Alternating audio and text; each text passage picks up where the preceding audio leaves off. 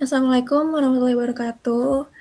Selamat pagi, saya ucapkan kepada dosen pengampu mata kuliah Metodologi Penelitian Kualitatif, yaitu Mbak Dr. Kinkin Yuliati, SP, MSI, CPR, CICS. Pada kesempatan kali ini, kami kelompok 2 akan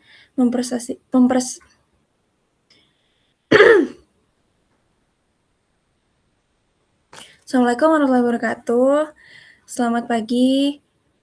Saya ucapkan kepada dosen pengampu mata kuliah Metodologi Penelitian Kualitatif, yaitu Mbak Dr. Kinkin Yuliati, SP, MSI, CPR, CICS. Pada kesempatan kali ini, kelompok 2 yang beranggotakan saya sendiri, Hana Kamala Maharani, dan rekan saya Muhammad Syahdan Al-Faghifari akan mempresentasikan hasil penelitian kami dari bab 1 hingga bab 5 yang berjudul Analisis Naratif Persuasi Seorang Tokoh Agama Islam kepada Masyarakat. Oleh karena itu, mari kita mulai. Boleh langsung akan dijelaskan oleh teman saya, bab 1. Baik, terima kasih Hana atas waktunya. Jadi bab 1 ini menjelaskan tentang latar belakang yang dimana dakwah merupakan salah satu aktivitas komunikasi yang paling fundamental dalam kehidupan masyarakat Muslim Indonesia.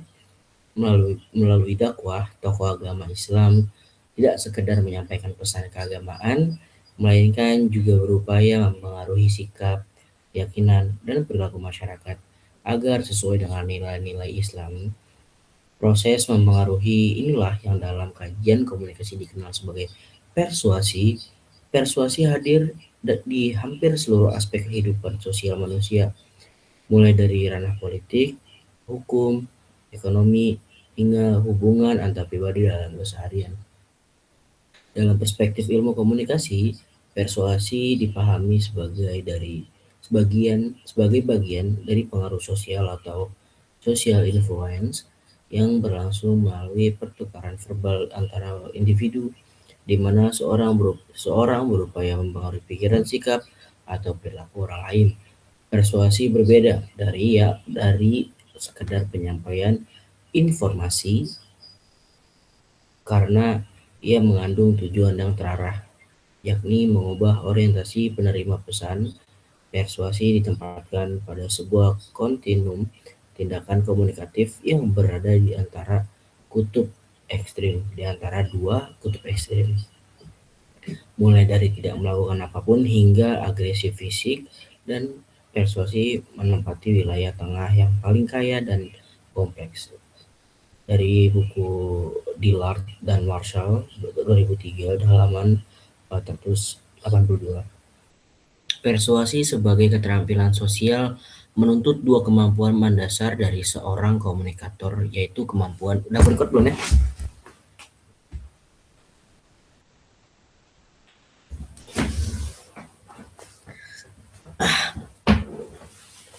Siap.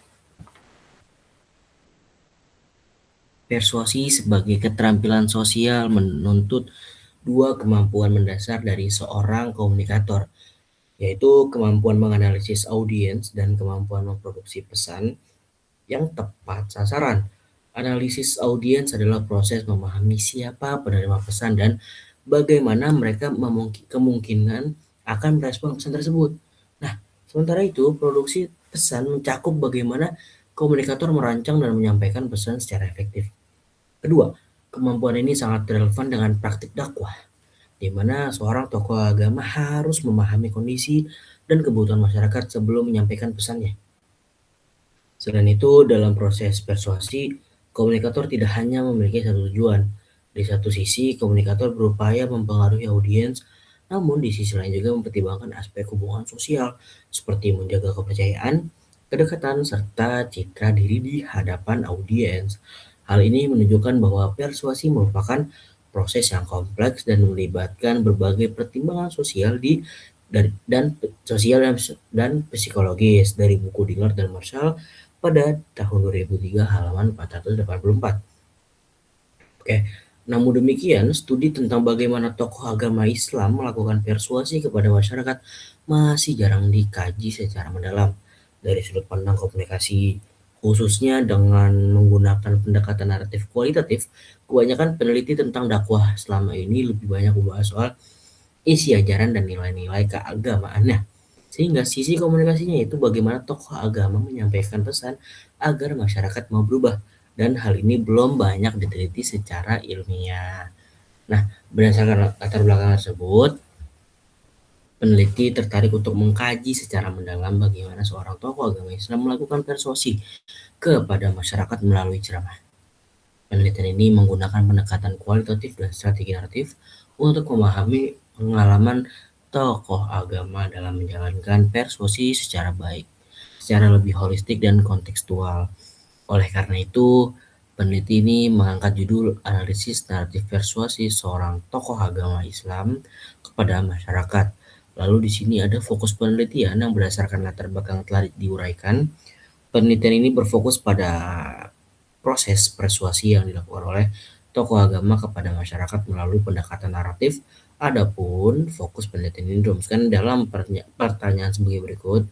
Nah, bagaimana tokoh agama melakukan persuasi kepada masyarakat melalui pendekatan naratif? Lalu ada tujuan penelitian yang dimana berdasarkan fokus penelitian yang telah dirumuskan, maka tujuan penelitian ini adalah untuk mengetahui bagaimana tokoh agama melakukan persuasi kepada masyarakat melalui pendekatan naratif. Di sini ada manfaat penelitiannya.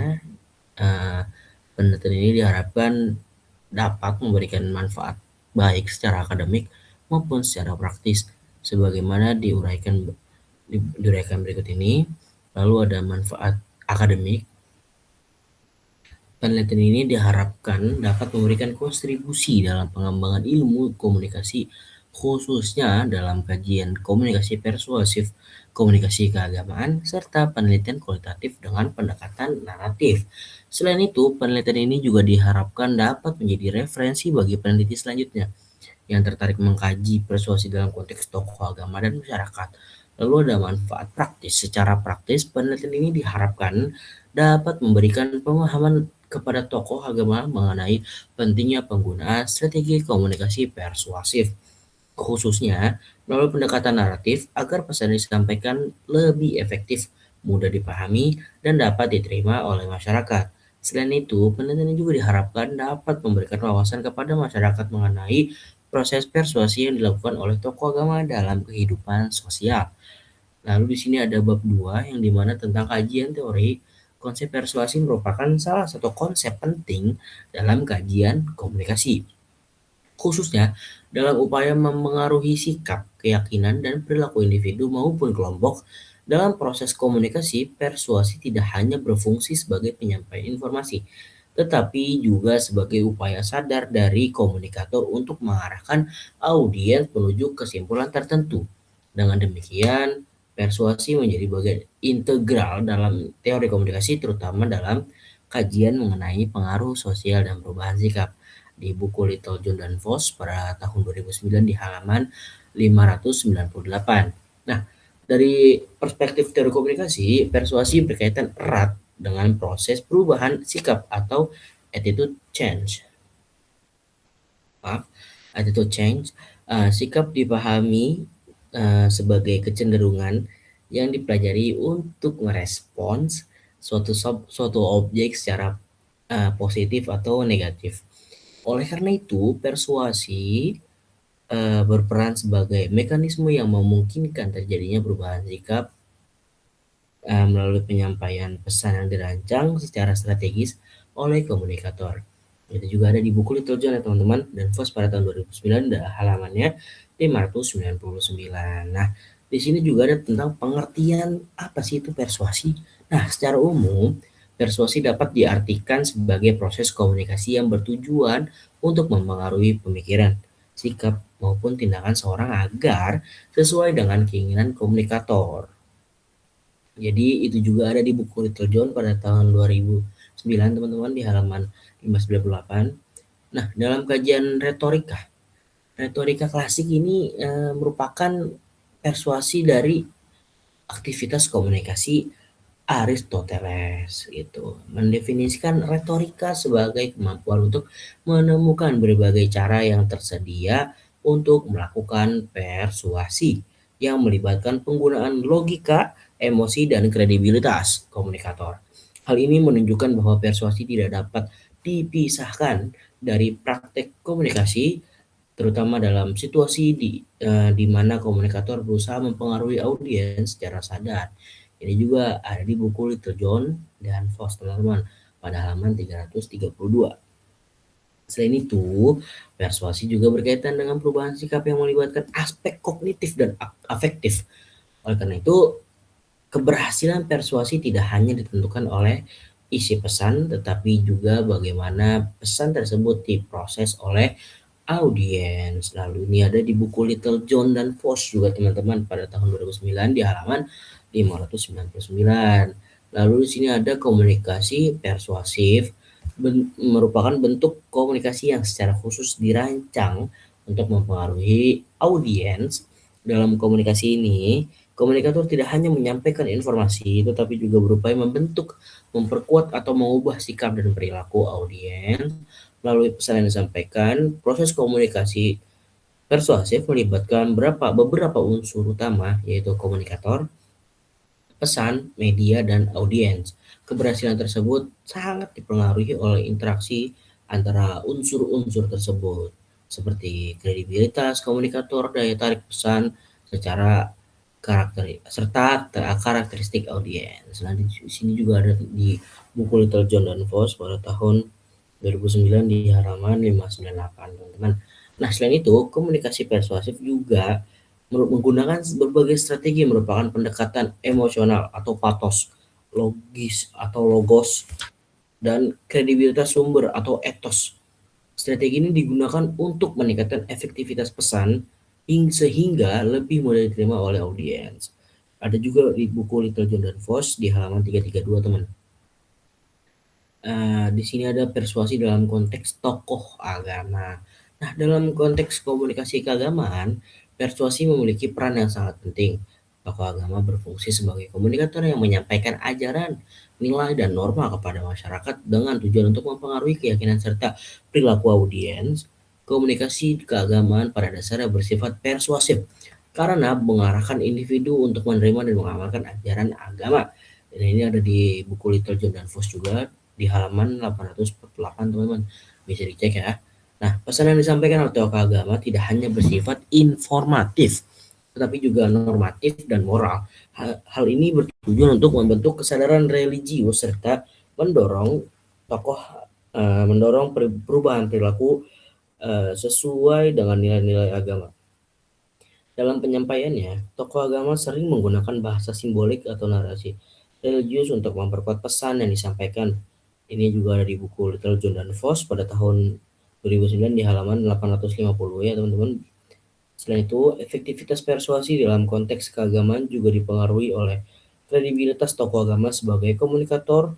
Audiens cenderung lebih mudah menerima pesan dan figur yang dianggap memiliki otoritas, pengetahuan, dan integritas dalam bidang keagamaan. Ini juga ada di buku Little John dan Foss di halaman 848, teman-teman. Dan juga di sini ada isinya tentang review literatur. Penelitian terdahulu merupakan salah satu bagian penting dalam penelitian yang berfungsi sebagai bahan perbandingan dan referensi bagi peneliti yang melakukan penelitian. Penelitian terdahulu digunakan untuk melihat persamaan, perbedaan, serta kebaruan penelitian yang dilakukan peneliti. Selain itu, peneliti terdahulu juga berfungsi untuk menghindari kesamaan penelitian serta memperkuat landasan penelitian yang dilakukan. Di sini ada penelitian oleh Slamet pada tahun 2009 yang berjudul itu komunikasi persuasif dalam dakwah, yang bertujuan untuk mengetahui bagaimana komunikasi persuasif digunakan dalam kegiatan dakwah. Penelitian ini menggunakan metode kualitatif dan pendekatan deskriptif. Hasil penelitian ini menunjukkan bahwa komunikasi persuasi dalam dakwah dilakukan dengan cara memberikan nasihat, keteladanan, serta menggunakan bahasa yang mudah dipahami oleh masyarakat. Komunikasi persuasif bertujuan untuk mengubah sikap dan perilaku masyarakat agar sesuai dengan ajaran agama Islam. Ini dikutip oleh Slamet tahun 2009. Nah, persamaan penelitian Slamet dengan penelitian ini adalah sama-sama meneliti tentang komunikasi persuasif Dalam konteks dakwah atau tokoh agama, perbedaannya adalah penelitian selamat berfokus pada strategi komunikasi persuasif dalam dakwah, sedangkan penelitian ini berfokus pada pengalaman tokoh agama dalam melakukan persuasi kepada masyarakat melalui pendekatan naratif. Di sini juga ada penelitian oleh Fauzi pada tahun 2023. Penelitian oleh Fauzi ini bertujuan untuk mengetahui urgensi komunikasi persuasif dalam kegiatan dakwah Islam. Penelitian ini menggunakan metode kualitatif dan pendekatan studi pustaka, sehingga peneliti mengkaji berbagai literatur yang relevan untuk memahami konsep dan penerapan komunikasi persuasif dalam konteks dakwah. Hasil penelitian menunjukkan bahwa komunikasi persuasif merupakan suatu proses komunikasi yang bertujuan untuk mempengaruhi sikap, pendapat serta perilaku masyarakat melalui pendekatan psikologis dan sosial. Lebih lanjut itu penelitian ini menjelaskan bahwa komunikasi persuasif dalam dakwah dilakukan dengan menggunakan model AIDA atau yaitu attention, perhatian, interest, minatnya, desire atau keinginan, decision, keputusan, dan action, tindakan. Model ini menggambarkan tahapan-tahapan yang harus dilalui agar pesan dakwah dapat diterima dan diinternalisasi oleh masyarakat hingga akhirnya mendorong perubahan perilaku. Nah, ini tetapi juga sebagai strategi untuk membangun kesadaran dan mendorong tindakan nyata dalam kehidupan beragama. Ini Fauzi pada tahun 2023. Nah, persamaan penelitian dengan Fauzi dengan penelitian ini adalah sama-sama meneliti tentang komunikasi persuasif. Perbedaannya adalah penelitian Fauzi membahas komunikasi persuasif secara umum dalam dakwah, sedangkan penelitian ini lebih berfokus pada pengalaman tokoh agama dalam melakukan persuasi kepada masyarakat. Nah, di sini juga ada tentang penelitian oleh Hasani pada tahun 2021 yang bertujuan untuk mengetahui implementasi komunikasi persuasif dalam dakwah Islam. Penelitian ini menggunakan metode kualitatif. Melalui pendekatan tersebut, peneliti dapat menggali bahwa pesan-pesan dakwah disampaikan secara efektif sehingga mampu mempengaruhi sikap dan perilaku masyarakat. Nah, hasil penelitian ini juga menunjukkan bahwa komunikasi persuasif dalam dakwah tidak hanya bergantung pada isi pesan, tetapi juga pada cara penyampaiannya. Bahasa yang digunakan harus sopan, menarik serta mudah dipahami agar pesan dapat diterima dengan baik oleh berbagai kalangan. Nah, eee, ada aspek-aspek yang menjadi faktor penting dalam menentukan keberhasilan proses persuasi.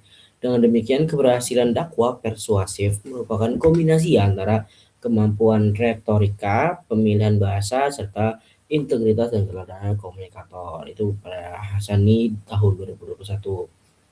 Persamaan penelitian ini dengan penelitian dilakukan peneliti adalah sama-sama meneliti komunikasi persuasif dalam kegiatan dakwah. Perbedaannya adalah penelitian ini lebih berfokus pada implementasi komunikasi persuasif, sedangkan penelitian dilakukan peneliti berfokus pada narasi pengalaman tokoh agama dalam melakukan persuasi kepada masyarakat. Di sini ada juga penelitian dari Nindi et al. Pada tahun 2025. Peneliti ini bertujuan untuk mengetahui bagaimana komunikasi persuasif yang dilakukan oleh tokoh agama kepada masyarakat dalam menyampaikan pesan-pesan keagamaan. Penelitian ini menggunakan metode kualitatif untuk memahami secara mendalam proses komunikasi yang terjadi di lapangan. Nah, hasil penelitian ini menunjukkan bahwa komunikasi persuasif dilakukan melalui berbagai cara, seperti ceramah, dialog, serta pendekatan interpersonal kepada masyarakat. Nah, pendekatan-pendekatan itu dinilai efektif karena memungkinkan terjadinya interaksi dua arah dan kedekatan emosional secara komunikator dan audiens, sehingga pesan yang disampaikan dapat diterima dengan lebih baik. Selain itu, penggunaan pendekatan interpersonal juga membantu tokoh agama dalam menyelesaikan pesan dan dengan kondisi sosial dan budaya masyarakat setempat, sehingga komunikasi menjadi lebih relevan dan mudah dipahami Nindi et al. Pada tahun 2025, teman-teman.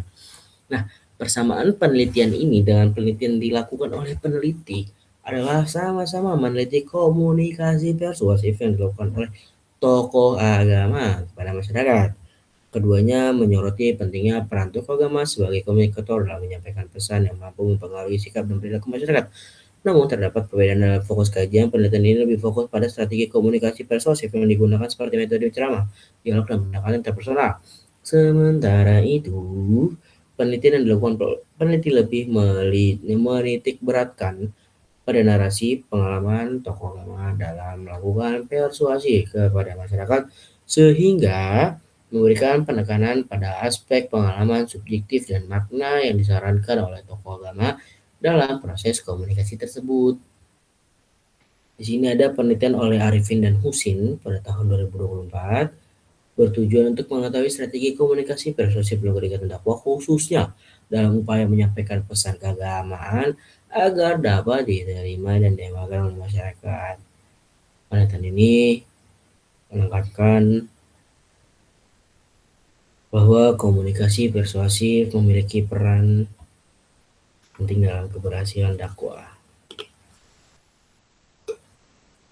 Karena tidak hanya berfokus pada penyampaian informasi, tetapi juga pada upaya mempengaruhi sikap dan perilaku audiens. Nah, juga sementara itu pendekatan rasional dilakukan dengan memberikan argumen yang logis dan mudah dipahami agar audiens dapat menerima pesan secara akal. Adapun pendekatan keteladanan dilakukan dengan menunjukkan sikap dan perilaku yang baik dari komunikator sehingga menjadi contoh yang nyata bagi masyarakat. Dikutip dari Arifin dan Husin pada tahun 2024. Nah, persamaannya ini adalah sama-sama membahas komunikasi persuasif dalam konteks dakwah. Yang keduanya menekankan pentingnya strategi komunikasi dalam mempengaruhi masyarakat agar pesan yang disampaikan dapat diterima dengan baik. Namun, terdapat perbedaan dan dalam fokus kajian. Penelitian ini lebih berfokus pada strategi komunikasi persuasif yang digunakan dalam kegiatan dakwah, khususnya pada jenis-jenis pendekatan yang diterapkan. Karena itu penelitian lebih berfokus pada pengalaman tokoh agama melakukan persuasi kepada masyarakat, sehingga memberikan penekanan pada aspek naratif dan pengalaman subjektif dalam proses komunikasi tersebut. Lalu pada tahun 2025 penelitian oleh Azva et al. Penelitian ini menunjukkan bahwa komunikasi persuasif dalam program dakwah dapat dilakukan dengan memanfaatkan media sosial sebagai sarana penyampaian pesan kepada masyarakat. Dalam penelitian ini ditemukan bahwa komunikasi persuasif dilakukan dengan menggunakan bahasa yang sederhana, menarik, dan mudah dipahami. Nah, karakteristik audiens serta pengalaman konten yang relevan juga menjadi faktor penting dalam meningkatkan efektivitas komunikasi. Dengan demikian, media sosial tidak hanya berfungsi sebagai media informasi, tetapi juga sebagai alat strategis membangun pengaruh dan mengubah sikap serta perilaku masyarakat melalui pendekatan persuasi, teman-teman. Persamaan penelitian ini dengan penelitian dilakukan oleh peneliti adalah sama-sama membahas komunikasi persuasif dalam konteks dakwah. Namun terdapat perbedaan dalam konteks dan fokus kajian. Penelitian ini lebih menitik beratkan pada komunikasi persuasif yang dilakukan melalui media sosial dalam program dakwah, sehingga berfokus pada pemanfaatan teknologi digital sebagai sarana komunikasi. Sementara itu, penelitian yang dilakukan oleh peneliti lebih berfokus pada persuasif yang dilakukan secara langsung oleh tokoh agama pada masyarakat, sehingga menekankan pada interaksi tatap muka dan pengalaman tokoh agama secara langsung. Di sini juga ada dari penelitian oleh Rofi'ah dan Mi'ah pada tahun 2025 ya, menunjukkan bahwa komunikasi persuasif dilakukan melalui pendekatan interpersonal dan pendekatan emosional kepada masyarakat. sehingga tercipta kepercayaan dan keterbukaan dalam proses komunikasi. Nah, melalui hubungan yang baik tersebut, serta penyampaian yang penuh ketulusan, kedua pendekatan ini saling melengkapi dalam menciptakan komunikasi yang efektif karena tidak hanya mengandalkan logika, tetapi melibatkan aspek perasaan dalam mempengaruhi sikap dan perilaku masyarakat pada masyarakat. Dikutip dari Rofiah dan Mia pada tahun 2025, persamaan ini adalah sama-sama membahas komunikasi persuasif dalam konteks interaksi dengan masyarakat. Keduanya sama-sama menekankan pentingnya strategi komunikasi dalam mempengaruhi pemahaman dan perilaku audiens terhadap perbedaan dalam fokus yang diteliti, sehingga lebih menitikberatkan pada pengalaman subjektif, proses, serta makna yang dirasakan oleh tokoh agama dalam menjalankan perannya sebagai komunikator. Di sini juga ada penelitian oleh Irfadillah dan Al-Fikri pada tahun 2024 menunjukkan bahwa retorika persuasif digunakan sebagai salah satu strategi komunikasi untuk mempengaruhi masyarakat melalui penggunaan bahasa, cerita, dan gaya komunikasi yang menarik. Dalam praktiknya, retorika persuasif tidak hanya berfokus pada penyampaian informasi, tetapi juga bagaimana pesan tersebut dikemas agar menarik perhatian. Juga ada tentang retorika persuasif yang menjadi alat penting dalam menciptakan komunikasi yang hanya informatif, tapi juga mampu menggerakkan, mempengaruhi perilaku masyarakat. Itu dari Irfadillah dan Al-Fikri pada tahun 2024. Nah, persamaan penelitian ini dengan peneliti yang dilakukan peneliti adalah sama-sama membahas persuasi dalam konteks komunikasi kepada masyarakat. Nah, perbedaannya dalam fokus kajian teliti, penelitian ini berfokus pada retorika persuasif. Sedangkan sementara itu penelitian yang dilakukan peneliti lebih berfokus pada narasi pengalaman persuasi tokoh agama sehingga memberikan penekanan pada pengalaman subjektif, proses, interaksi, serta makna yang disarankan oleh tokoh agama dalam melakukan persuasi kepada masyarakat. Di sini ada tentang penelitian oleh Hajar dan Ansori pada tahun 2021 menunjukkan bahwa komunikasi persuasif memiliki peran yang signifikan dalam mengubah sikap dan perilaku masyarakat, terutama apabila komunikator memiliki tingkat kredibilitas yang tinggi dan pesan yang disampaikan jelas serta mudah dipahami. Kredibilitas komunikator menjadi faktor kunci dalam keberhasilan proses persuasi. Nah, selain itu, kejelasan pesan juga sangat penting agar tidak menimbulkan kesalahpahaman dalam proses komunikasi. Nah, pesan yang disampaikan juga terstruktur, teman-teman, menggunakan bahasa yang sederhana serta disesuaikan dengan karakteristik audiens akan lebih efektif dalam mempengaruhi pola pikir dan tindakan masyarakat. Nah, serta bagaimana pesan tersebut dikemas dan disampaikan kepada audiens. Dari Hajar dan Ansori pada tahun 2021, persamaan penelitian ini dengan penelitian ini kami adalah sama-sama meneliti persuasi dalam konteks komunikasi kepada masyarakat. Keduanya menekankan pentingnya peran komunikasi dalam mempengaruhi sikap dan perilaku audiens, namun terdapat perbedaan dalam fokus kajian teliti. Nah, penelitian ini berfokus pada efektivitas komunikasi persuasif. Sementara itu, penelitian lebih berfokus pada pengalaman persuasi tokoh agama sehingga memberikan penekanan pada aspek pengalaman subjektif serta interaksi makna yang dirasakan oleh tokoh agama dalam melakukan persuasi kepada masyarakat. Selanjutnya bisa dilanjutkan oleh rekan saya, Hana, silahkan.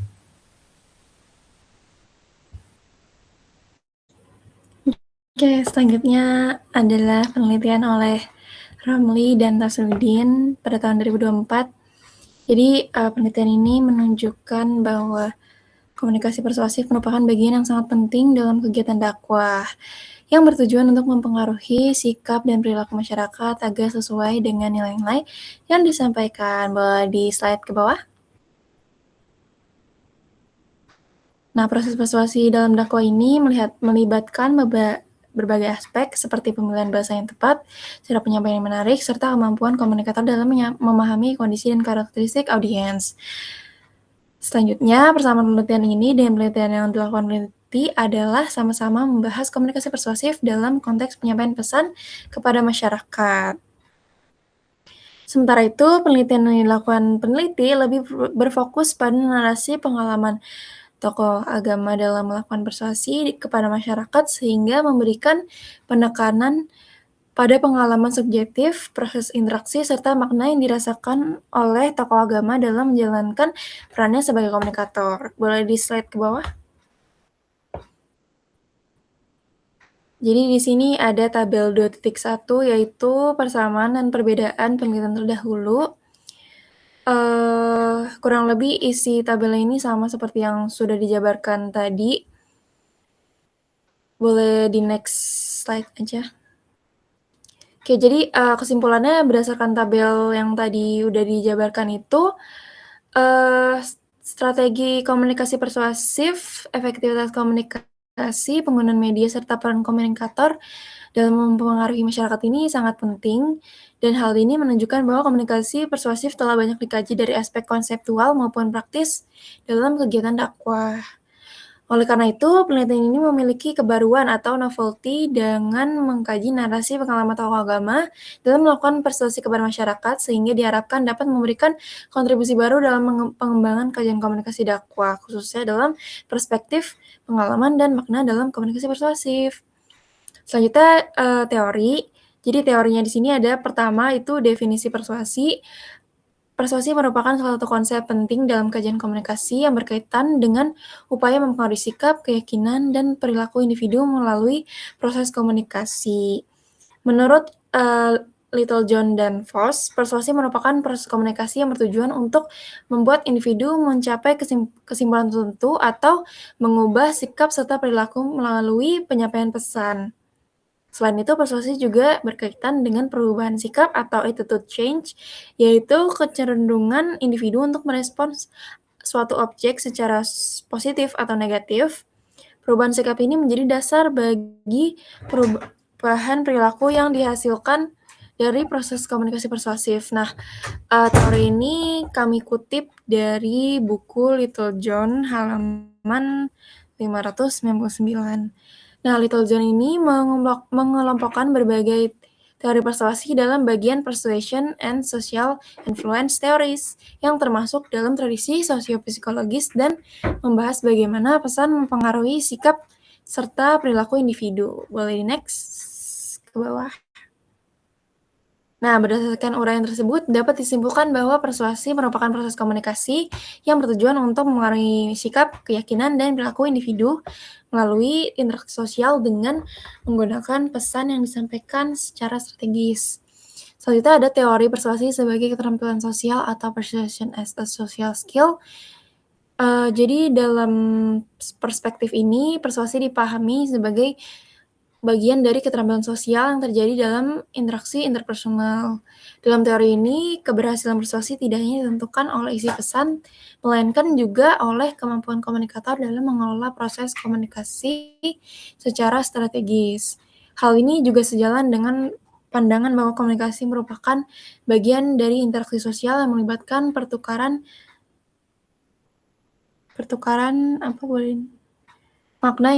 makna antar individu, dan ini kami kutip dari buku Van Dijk tahun 1997 halaman 3.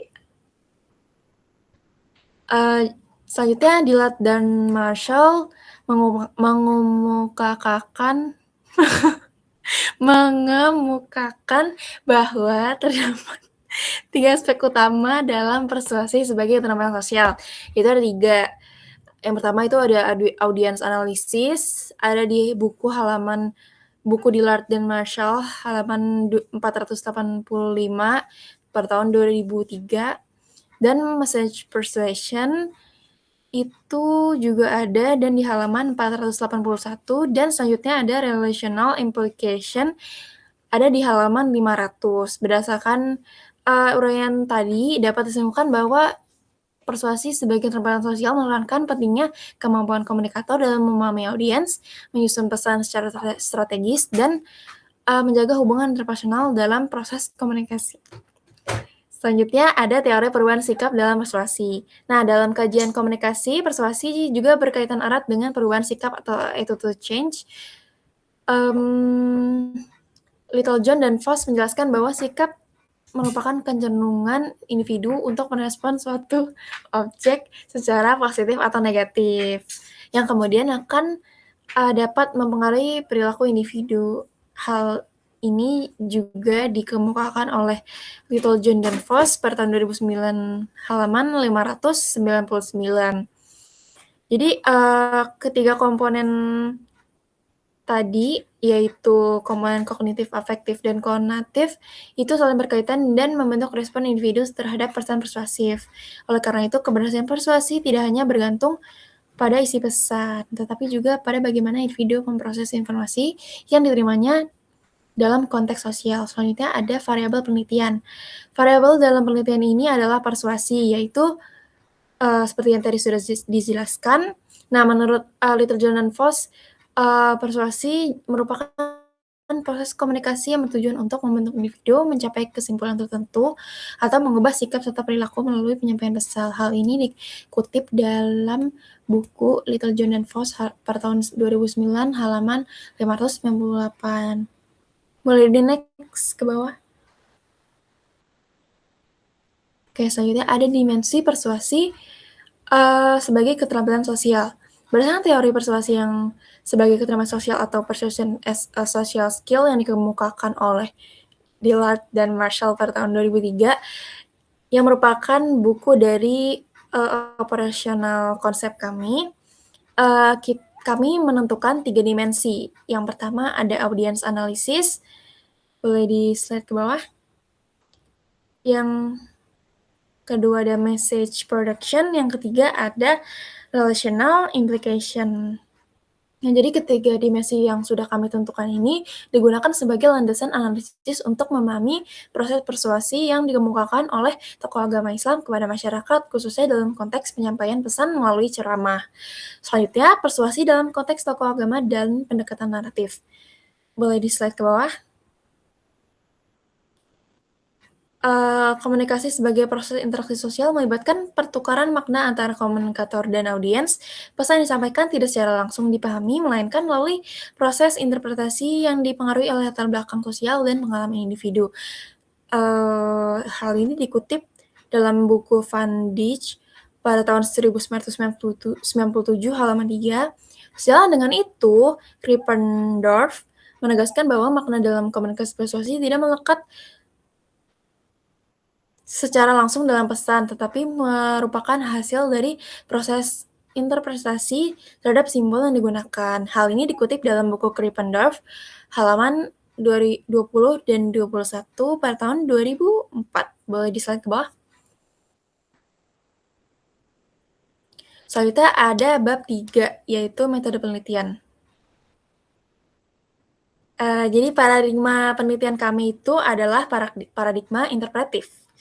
Jadi paradigma interpretif ini memandang realitas sosial sebagai sesuatu yang bersifat jamak dan dibentuk melalui pengalaman, interaksi, serta pemahaman individu terhadap suatu fenomena.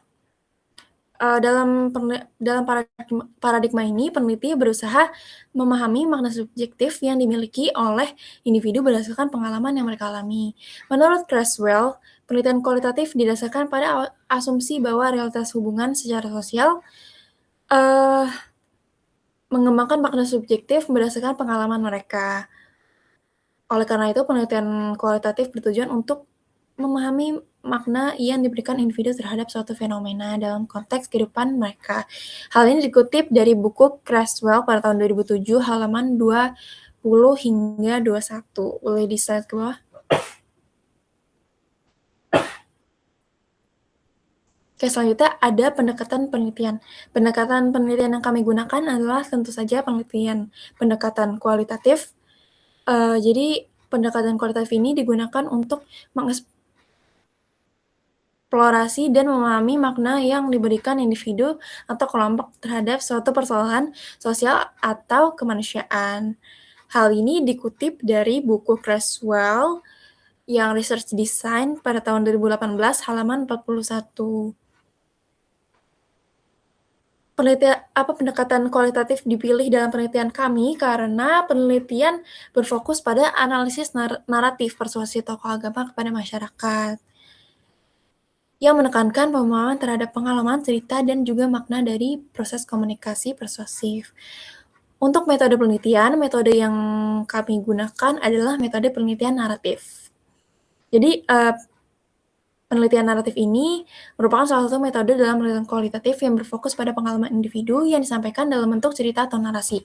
Boleh di slide ke bawah. Jadi, menurut kata sedikit, jadi menurut Creswell, penelitian naratif merupakan salah satu pendekatan kualitatif yang berfokus pada pengumpulan cerita individu dan menginterpretasikan pengalaman tersebut. Hal ini dikutip dari buku Creswell tahun 2018 halaman 504 hingga 508. Boleh di slide ke bawah. Pengumpulan data dalam penelitian kami ini dilakukan melalui wawancara mendalam atau in-depth interview terhadap tokoh agama yang menjadi informan utama. Wawancara mendalam digunakan untuk menggali pengalaman, cara berpikir, serta strategi komunikasi persuasifnya. Selanjutnya ada teknik penarikan informan. Teknik penarikan informan dalam penelitian kami adalah purposive sampling, yaitu teknik pemilihan informan secara sengaja berdasarkan kriteria tertentu yang sesuai dengan tujuan penelitian. Menurut Creswell, dalam penelitian kualitatif, peneliti menggunakan purposive sampling, yaitu memilih individu atau lokasi penelitian secara sengaja karena mereka dapat memberikan pemahaman yang mendalam mengenai permasalahan yang diteliti. Hal ini dikutip dari buku Creswell pada tahun 2018 halaman 157 hingga 158. Boleh di slide ke bawah. Oke. Dalam penelitian kualitatif, jumlah informan tidak ditentukan secara pasti, melainkan disesuaikan dengan kebutuhan data hingga mencapai kejenuhan data atau data saturation. Jadi pemilihan teknik purposive sampling dalam penelitian ini didasarkan pada tujuan penelitian yang ingin menggali secara mendalam pengalaman tokoh agama melalui narasi.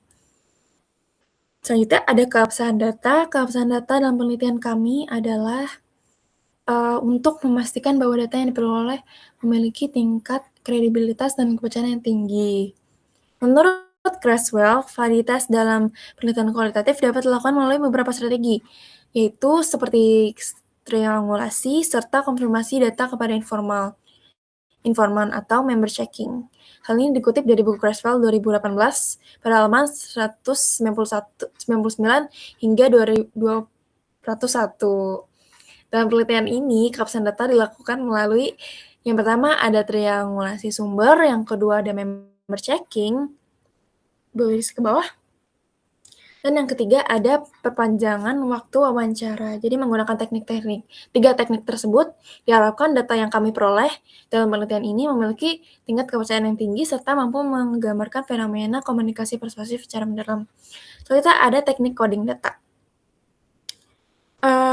Menurut Creswell, analisis data yang dalam penelitian kualitatif dilakukan melalui beberapa tahapan, yaitu mengolah data, membaca keseluruhan data, melalui proses coding, melumpuhkan data ke dalam tema, serta menginterpretasikan makna data. Hal ini dikutip dari buku Creswell pada tahun 2018, halaman 183 hingga 186. Dalam penelitian kami, proses coding dilakukan melalui beberapa tahapan sebagai berikut. Yang pertama ada transkrip data, yang kedua ada membaca dan memahami data, yang ketiga ada pemberian coding atau kode. Boleh di slide ke bawah.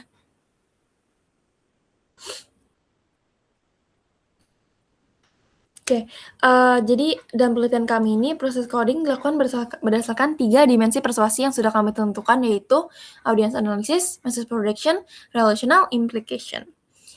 Yang keempat, ada pengelompokan data ke dalam tema, dan yang terakhir ada interpretasi data. Boleh di slide ke bawah.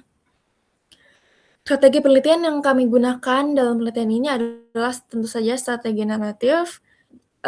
Menurut Creswell, strategi naratif digunakan untuk memahami pengalaman individu melalui cerita yang disampaikan, di mana peneliti menyimpulkan, menyusun, dan menginterpretasikan cerita tersebut untuk menemukan makna yang terkandung dalamnya. Hal ini dikutip dari buku Kurzweil pada tahun 2015, halaman 504 hingga 508. Dalam metode pengumpulan data, kami menggunakan teknik wawancara mendalam atau in-depth interview. Boleh di slide ke bawah.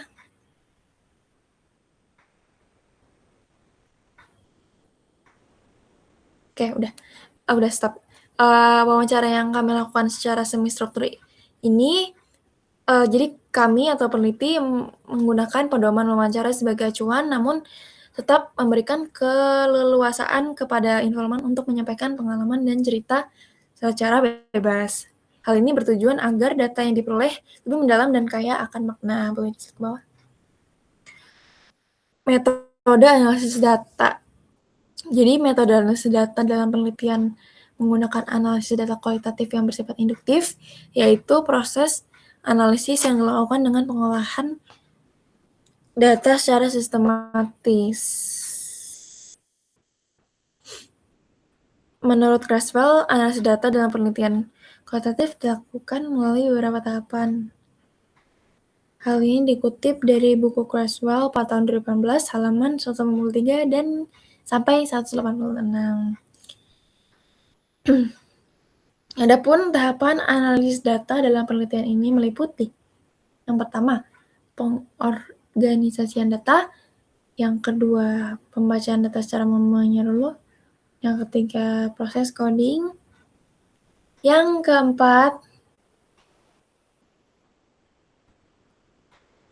pengembangan tema; dan yang kelima, interpretasi data. Dengan menggunakan metode analisis data tersebut, penelitian kami diharapkan mampu menghasilkan pemahaman yang mendalam mengenai proses komunikasi persuasif yang dilakukan oleh tokoh agama Islam kepada masyarakat. Oke, selanjutnya akan dijelaskan oleh rekan saya untuk membahas subbab 4.1, yaitu pembahasan. Oke, terima kasih Hana. Kembali lagi pada saya. Bab 4 ini memiliki pembahasan yang bertujuan untuk menganalisis bagaimana seorang tokoh agama Islam melakukan persuasi kepada masyarakat melalui pendekatan naratif. Dari perspektif tokoh agama, proses komunikasi persuasif dilakukan dengan mempertimbangkan karakteristik audiens sebelum menyampaikan pesan. Tokoh agama menyesuaikan materi ceramah berdasarkan kondisi masyarakat, seperti tentang pendidikan, latar belakang sosial, serta situasi yang dihadapi oleh audiens. Nah, hal ini menunjukkan bahwa proses persuasi tidak hanya secara umum, tetapi melalui pemahaman yang mendalam terhadap audiens. Temuan ini sejalan dengan teori Dillard dan Marshall pada tahun 2003, halaman 485, teman-teman, yang menyatakan bahwa kemampuan audiens analisis merupakan bagian penting dalam proses komunikasi persuasif. Nah, hal tersebut diperkuat oleh perspektif masyarakat yang juga memiliki pengalaman dalam kegiatan dakwah di lingkungan Yayasan Pendidikan Islam. Nah, pada dimensi message production, tokoh agama menyampaikan pesan dengan menggunakan bahasa yang sederhana, mudah dipahami, serta disertai contoh nyata dalam kehidupan sehari-hari. Selain itu, pengguna cerita atau pengalaman pribadi menjadi salah satu strategi utama dalam menyampaikan pesan agar mudah diterima oleh masyarakat. Nah, dalam perspektif masyarakat, penggunaan narasi juga dinilai sangat penting dalam menyampaikan pesan. Contohnya tuh kayak analogi atau kias yang di agama itu namanya kias. Di agama Islam, bahasa Arab itu kias, yang berkaitan langsung dengan kehidupan audiens. Nah, temuan ini sejalan dengan pandangan Little John dan Voss di halaman 180 sama 182, teman-teman. Dia menyatakan bahwa efektivitas komunikasi dipengaruhi oleh bagaimana pesan diskonstruksi secara simbolik dan disampaikan dengan cara yang dapat dipahami oleh audiens. Nah, selain itu, dalam konteks pendekatan naratif, tokoh agama maupun masyarakat sepakat bahwa penggunaan cerita memiliki peran penting dalam proses komunikasi. Nah, informasi juga menekankan bahwa ceramah yang menarik adalah ceramah yang menggunakan bahasa yang sederhana, nyaman, relevan dengan kehidupan sehari-hari. Temuan ini sejalan dengan pandangan Little John dan Voss pada tahun 2009 di halaman 180 hingga 182. Nah, secara keseluruhan hasil penelitian menunjukkan bahwa komunikasi persuasif dalam dakwah tidak hanya bergantung pada isi pesan, tetapi juga kemampuan memahami audiens. Nah, hal ini memperkuat bahwa persuasi merupakan proses komunikasi yang kompleks yang melibatkan aspek kognitif, emosional, dan sosial secara bersamaan. Dikutip dari Dillard dan Marshall pada tahun 2003 di halaman 481 hingga 500, teman-teman. Lalu ada keabsahan data. Ini dilakukan untuk memastikan bahwa data yang diperoleh memiliki tingkat kredibilitas yang dapat dipercaya. Dalam penelitian ini, keabsahan data dilakukan melalui teknik triangulasi sumber dan member checking. Lalu selain itu, penelitian juga melakukan member checking, yaitu dengan mengkonfirmasi kembali hasil wawancara kepada informan memastikan bahwa data ini perlu sesuai dengan maksud yang disampaikan. Lalu di sini ada coding, bisa dilanjut oleh rekan saya, Hana. Oke, selanjutnya proses coding yang kami gunakan dalam penelitian ini adalah dengan mengumpulkan data hasil wawancara ke dalam kategori tertentu berdasarkan dimensi persuasi sebagai keterampilan sosial yang dikemukakan oleh Dillard dan Marshall. Jadi di sini ada tabel. Yang pertama itu coding perspektif tokoh agama dari MUI. Di sini ada beberapa pertanyaan yang sudah kami tanyakan dan juga kutipan jawaban dari narasumber tersebut yang sudah sesuai dengan 3 dimensi atau 3 kategori yang sudah kami tentukan. Ada audience analysis, message production, di slide ke bawah, dan juga relational implication. Jadi berdasarkan hasil coding dari perspektif tokoh agama ini, dapat diketahui bahwa proses komunikasi persuasif dilakukan melalui pendekatan yang terstruktur dan mempertimbangkan berbagai aspek audiens. Boleh di slide ke bawah.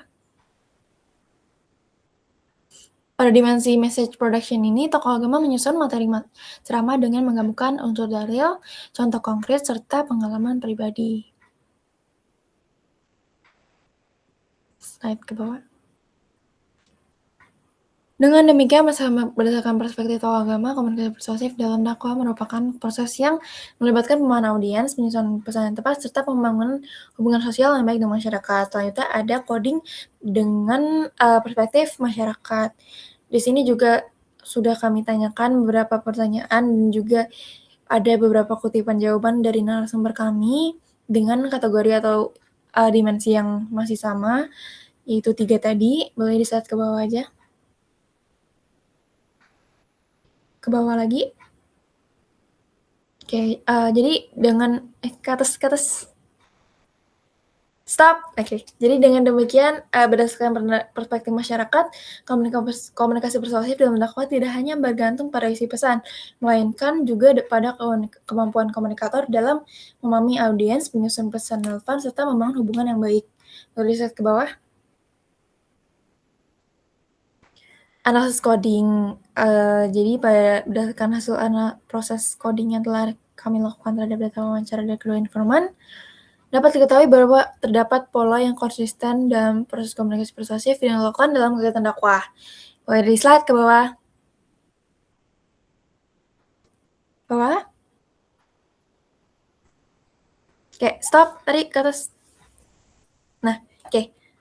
Secara keseluruhan, hasil analisis coding yang sudah kami lakukan menunjukkan bahwa ketiga dimensi persuasi tadi, yaitu audience analysis, message production, dan juga relational implication, saling berkaitan dan tidak dapat dipisahkan dalam proses komunikasi persuasif. Keberhasilan persuasi dalam dakwah ditentukan oleh kemampuan komunikator dalam memahami audiens, menyusun pesan yang relevan, serta membangun hubungan sosial yang baik dengan masyarakat. Dengan demikian, komunikasi persuasif dalam konteks dakwah merupakan proses yang kompleks yang melibatkan aspek kognitif, emosional, dan juga sosial secara bersamaan. Boleh di-slide ke bawah. Selanjutnya yang terakhir ada bab 5 yaitu penutup. Kesimpulannya yaitu berdasarkan hasil penelitian mengenai audiens, analisis naratif persuasi seorang tokoh agama Islam ke masyarakat dapat disimpulkan bahwa proses komunikasi persuasif dalam kegiatan dakwah tidak hanya berfokus pada penyampaian pesan, melainkan juga melibatkan pemahaman terhadap audiens, penyusunan pesan yang tepat, serta hubungan sosial dalam antara komunikator dan juga audiens. Boleh di slide ke bawah. Stop ke atas sedikit. Nah, secara keseluruhan, komunikasi persuasi dalam dakwah merupakan proses yang kompleks yang melibatkan aspek kognitif, emosional, dan sosial. Boleh di slide ke bawah. Selanjutnya adalah saran. Berdasarkan hasil penelitian yang telah kami lakukan, peneliti memberikan beberapa saran secara teoritis. Penelitian ini diharapkan dapat menjadi referensi dalam pengembangan kajian komunikasi, khususnya dalam bidang komunikasi persuasif dan komunikasi dakwah. Secara praktis, bagi tokoh agama atau praktisi dakwah disarankan untuk lebih memperhatikan karakteristik audiens sebelum menyampaikan pesan.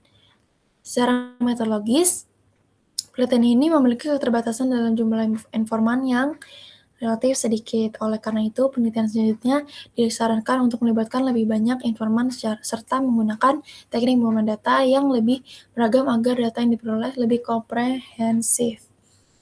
Boleh di-slide ke bawah. Oke, jadi ini ada beberapa daftar pustaka yang sudah kami gunakan dari buku-buku yang sudah Mbak Kinkin bilang, yang sudah Mbak Kinkin berikan kepada kami. Ada buku-buku Creswell dan sebagainya, dan juga ada buku operational concept yang kami gunakan. Boleh di-slide ke bawah. Ke bawah. Dan ini ada juga lampiran mengenai operational konsep variabel persuasi atau tabel OK kami. Boleh di-slide ke bawah.